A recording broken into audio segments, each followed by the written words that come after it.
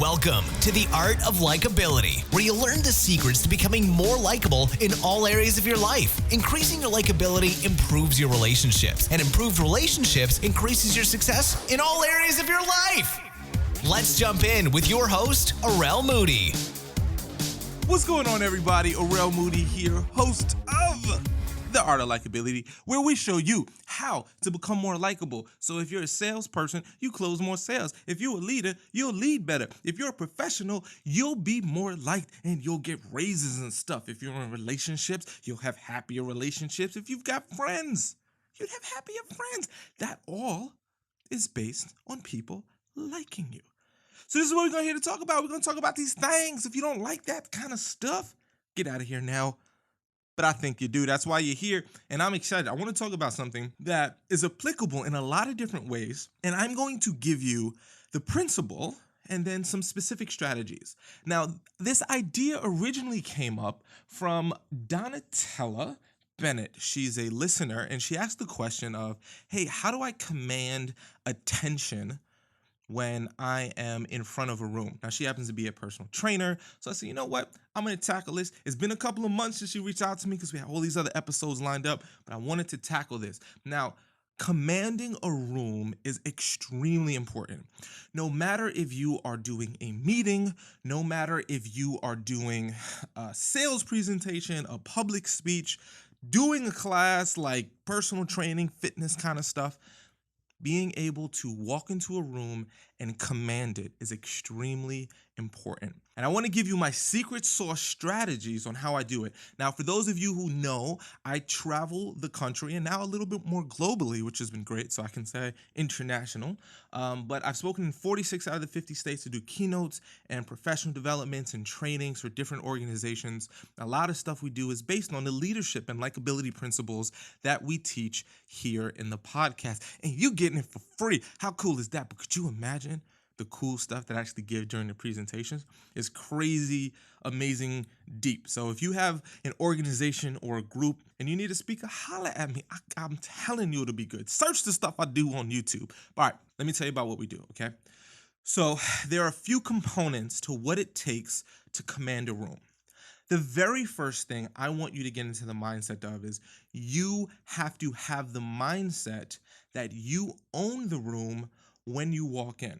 Now, I want you to catch this because for some people, they may say, oh, is this going to be one of those fluffy, wuffy, believe in yourself and other people who believe in you? It's not. Follow me because I'm going to give you the internal strategies as well as the external strategies. So trust me, stay with this. Is going to be a game-changing one for you, okay? Everyone listening, this applies in some shape, form, or fashion. First step, whenever I walk into a room, I walk in with a burst of energy. There's a lot of people who kind of sneak into the room or kind of like slowly get in, and then they kind of hope that people will somehow just settle down and address them. That's not what I do. I come in with great posture, shoulders back, smile on my face, head high.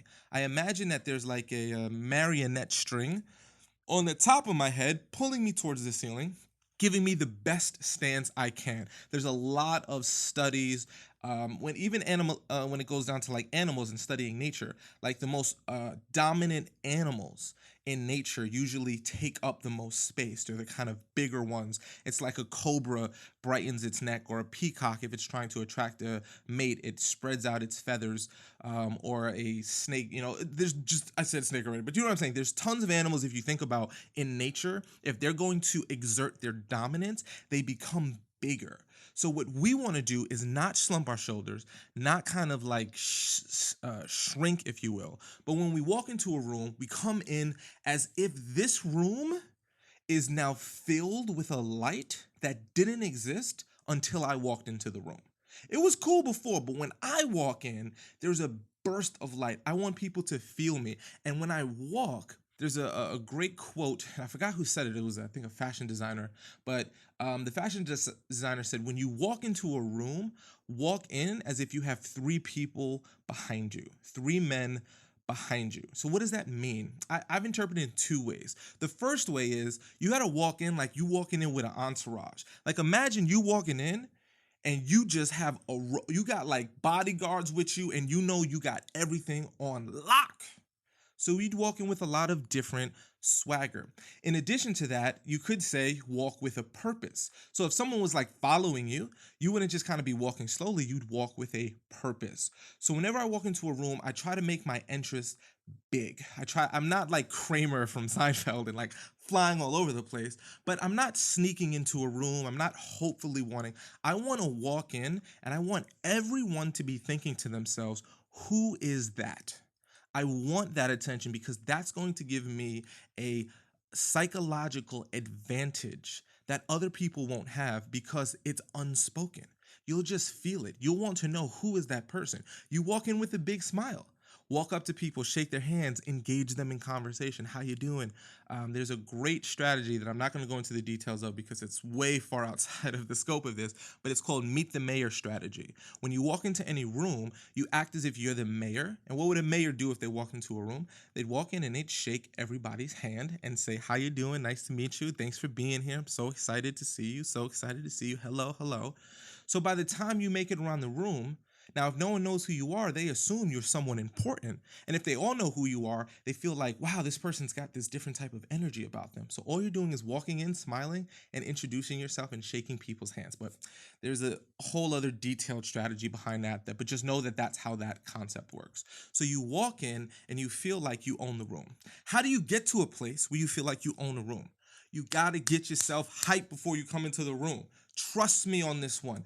I will never, ever, ever walk into an important room cold turkey. Think about it like this. Have you ever seen a sporting event? Have you ever played sports?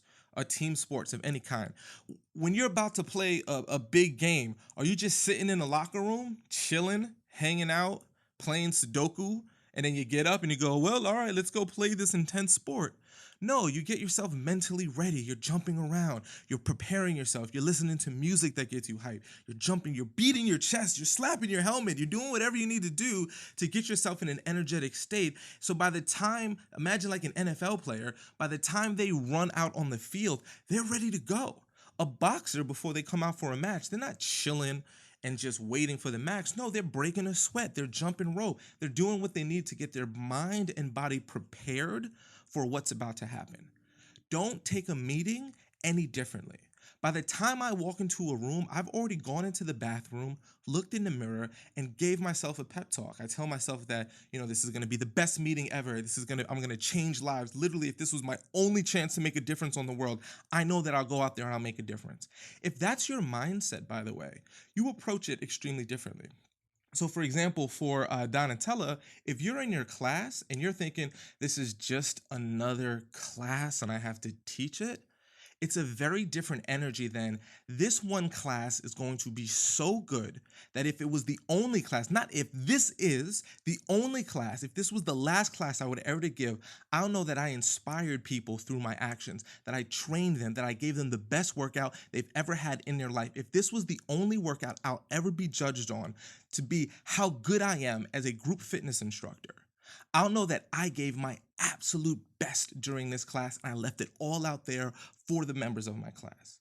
If that's your mindset when you come in, it's a totally different energy. People are looking at you completely differently. Trust me on this one, because there's a huge difference between this is just another thing I got to get through and literally this is my last chance to change lives. This is my only opportunity to ever make a difference. Giving it that type of mindset is totally different. And as soon as you walk in, people will feel the energy. So I want you to internalize that. If you have a big meeting, if you have something coming up, do not go in there cold turkey. Go into the bathroom and don't talk about what's wrong. Don't say, oh my gosh, I'm nervous or I'm not prepared. You say nothing but things that are going to focus you. What are the words? What are the things that are going to focus you? For me, it's making a difference on the world. For me, it's knowing this is my last chance to ever help people. And it genuinely could be. How do I know? I could have the meeting, right? And then God forbid, I could walk outside and get hit by a car. I hope it doesn't happen, but I live in the world of this is possible. So because it is a possibility, I have to live this fully. And I want you to embrace that. So you got to get yourself into the mindset of being the best, that this is going to be the best. And you walk in there and you just like bring light into the room and you shake people's hands and you smile and you let people know this is my house. And even if someone's not excited to shake your hand, don't let them teach you how to treat people. You teach them how to treat people. You keep doing your thing. You keep smiling and shaking hands and saying hello to people. Okay, that's the internal game. Now let's talk about how you can actually engage folks in every situation. There's something called priming. This is a very important strategy, okay? Priming means having people primed or pre-ready for a certain mindset. How do you prime people? You can do this in various ways. You can do this through conversations. If you can have conversations with people before the class, you can do this as you speak. Here's how it might sound, okay? I'm gonna give you a general situation so you can understand priming. You know, I'm so excited to be here today. One of the things that I really appreciate about the people in this room is that the people in this room, they take their fitness seriously, or they really care about helping people, or there's nothing more important to the people in this room than doing the best possible job. Fill in the blank of whatever activity or whatever mindset you would like for your participants to be in. And because, so you say, there's nothing like that. There's no other people in the world that are like these people, or the amount of energy in this room that's dedicated towards this goal is incredible. And I want to let you know that this is something that is rare. Most people don't have what I feel in this room from all of you. And I just want to say I'm grateful for it. And today we're going to have the best blank meeting that we can ever have. So if it's just an every Tuesday meeting or every Wednesday event or something, you can just like premise it that way. Why not? Why shouldn't this be the best you've ever had? So you prime people before you actually go into any content that they're different, that they pay attention, that they're amazing. This is very important. Do not chastise people. Teachers do this and it's a mistake. So they might say something like, this is the greatest group. Now, some of you have some issues with talking, and I'd like for you to be respectful of everyone else in the class. I don't think that works, because people know if you're talking about them, it builds resistance to you and they resent you. So there's other ways to do it. What you say is, I believe in everyone's ability to care for their fitness. And what that means is that we're in this together. And the only way we can be in this together if everybody is working as a team. So I need everyone. I'm going to ask you to repeat after me. I'm going to ask you to do certain things. And by doing so, we're going to reach a goal together. So you're taking what's the negative and you're turning it into something positive. Now, let's go into more specific things. Let's talk about things like public speaking, or in this case, like a group fitness class. I'm doing this for you, Dontel. I got your back. Trust me, okay? But this applies for everyone. Now, if I'm in a group fitness class, for example, I need to understand that the human brain wanders. When I do public speaking engagements, I know the human brain wanders. Your brain wanders. You're probably if you're not driving right now, you could be checking your text messages. Like right now, I could be like, bam, look at you on Facebook or Twitter right now as you're listening to this. Because our minds have a natural tendency to wander. So at certain times, we have to create mechanisms to bring people back to focus. And typically the way you do that is by breaking what's called the third wall. Or the fourth wall, I'm not sure actually. It's a sitcom term, but have you ever seen a sitcom where they look directly in the camera, or they show a shot of the audience, and they normally don't do that? They're breaking the third or fourth wall, okay? Now, the reason why that's important is because in most events when you're a public speaker, people look at you as if you are a TV set. For some reason, you don't exist in real life. It's like seeing a play on Broadway. You know they're real humans, but you don't expect them to actually interact with you. But when they do, it kind of jumps you up a little bit. So for example, if I was doing a fitness class, I might have a phrase that I would have people repeat. I was like, you guys ready to take it up? If you're ready to take it up, say yeah. They say, yes, I can't hear you say yeah. Yeah, I can't hear you say yeah. Yeah, let's take it up. And then I would do it. So what's happening is I'm causing them to engage with me. So at any time, if I feel like I'm losing the group, I can go back to that trigger. I can do something like, if you can hear me clap once, if you can hear me clap twice, if you can hear me clap 3 times, let's get it, right? So you can think of these different interactions you can do that pattern interrupts people. Another great strategy is just walk up and be near the individual that is rowdy. So sometimes when I speak at audiences, I do a lot of youth speaking as well. I do a lot of speaking at schools, and there's always going to be jokesters. And what I found is that if they realize that you acknowledge them, they'll actually stop. So the way that you do that is you're owning the room, you're coming in with great energy, and if people are acting crazy, point to them and say, "Oh man," if they're trying to say a joke, say that was funny. Or literally sometimes I just walk next to them and start speaking right next to them. It lets them know in a very subtle way, I hear you and I don't appreciate it, and I'm going to give you a chance to get yourself off the hook. So literally just by walking over and being right next to the people who are being rowdy, they will be like, oh, the teacher's looking at us. Stop. Let's be quiet. And they'll respect it. So you can do interactions to get people back on focus. You can walk near the people and break the fourth wall and let them know that you're a real person. And it'll actually get people's attention. Sometimes people who are really, really rowdy, they want power, and they almost thrive off of interacting in a way that kind of gets attention. And if you take attention away from them, they do more to get attention. So what you do is you actually share the power with them. So you kind of bring them to the front of the class, or you ask them to lead something, or you ask them to volunteer. And they get to be their little self for about a minute or so and realize that you're actually a really cool person and there's no fun in being a jokester. Because everybody wants to drink the juice if your parents say don't drink the juice. Just by saying don't do it, it makes us like want to do it. Like if you had orange juice and you really want orange juice, but your parents say don't drink it, drink water, you want the orange juice more, right? If you're ever in a situation like that when you're a kid or any similar situation, by saying don't do something, it makes us want something more. But when we say, yeah, have as much as you want, it's fine, people actually will regulate themselves. So a lot of times if someone's really out of control, try to say, hey, I would love to start incorporating, if you can talk to the person, I'd love to start incorporating more of the participants in the work we do. Would you mind helping me out with something? Or you say, hey, in the middle of it, just as, hey, I need some volunteers. You come up here. Let's see if we can do this together, right? And then you do whatever the activity is that you want to do together. So there's tons, and this is just, this is just scratching the surface. There's literally 1,000 other tools you can use. But I don't want to shoot you with a fire hose, because then you can't drink the beautiful water of awesome sauce that is in that fire hose. So I want you to remember this, okay? Number one, you have to own a room. You got to get yourself into the right mindset to own a room, and you got to come in with big, open, dominant stance and come in with a light of energy that totally fills up the room. In addition to that, you want to make sure that you are priming people. If people are primed and in the right mindset for something, it's hard for them to go against it. By the way, priming works really well. Like think about, for example, if someone said like, hey, could you do me a favor? Could you watch my suitcase real quick? I'm just going to run to the bathroom. And you go, sure, I'll watch your suitcase. And then that person's taking like 20, 30 minutes for whatever reason. Maybe they didn't go, maybe, I don't know, whatever, right? But if your friend did that, you would wait because you put yourself on the hook to watch the suitcase.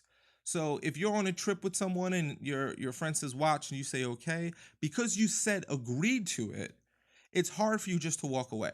Whereas if the person never asked you, it's real easy for you to walk away and do whatever you need to do. So priming gets people to commit to something, and it's really hard for us to go against what we've committed to. So the consistency is important to us as individuals. So if we prime people with how we want them to act, by congratulating them, by acting that way already, you guys are all great listeners and you care about yourselves or whatever, boom, you get them. In addition to that, you can do mechanisms like call-in responses, the clapping or the asking for a volunteer, walking near the person. So there's a lot of things you can do in different public speaking settings to control a room. But remember, you're there to serve people. You're there to help people. And the best way you can help them is being in a position to create an environment where everyone can do their best. And if you start doing this, you will start changing lives. And when you change lives, that's really likable. And you want to be likable, don't you? So let me know about what you think, man. I get really passionate about this stuff. This was a little longer than we normally do. And I don't know, I might like it. I may keep them shorter. I may sometimes go longer. It's whatever the mood feels like. But I hope you like it. Let me know what you think. Send me your thoughts and opinions. Shoot me an email at info@artoflikeability.com. Twitter, email, it's all good. Facebook, LinkedIn, Snapchat. at Arel Moody. I'm the only Arel Moody in the world. Hit me up. And if you are listening to this and for some reason you are not subscribed on iTunes or Stitcher, go ahead and subscribe. You're gonna miss out on some great stuff. This stuff is life-changing. I'm giving you secret sauce, people. You could smother this secret sauce on yourself, let it seep in through your pores, and then you would literally be covered in awesome sauce. One time a week. Come on now. If you haven't subscribed, go ahead and subscribe. And listen, if anything I've ever said has helped you, if this podcast has been helpful, and you're like, man, this dude's awesome. First of all, thank you. But second, if you really want to show any kind of gratitude, I would love for you to make sure to leave a comment and rating on iTunes. Just go into iTunes and it's going to say rated, give it a 5-star rating, get it up, leave a written comment. All of those things literally is like the best thing. And I'd say the thing that I may never know that you did, which is one of the greatest compliments, is if you share this with a friend, tweet about the episode, post the link, share it with people. I think the more we can get a world of people caring about being likable, the better off we'll be. And if you just want to keep this in your inner circle because you don't want everybody having these dynamic skills that you're going to have, share it with your best friends. Share it with your family members. I really want to impact lives. We're reaching people in over 123 countries with this podcast, hundreds of thousands of downloads. It's truly a blessing to do this. And I really genuinely want to help more people. So help be a part of that. Be a soldier. De awesome sauce. And remember, you are awesome. High five. Thanks for listening to The Art of Likeability. Please remember to subscribe to the podcast for more awesome info on how you can improve your likability and improve your life. Until next time, remember, you are awesome!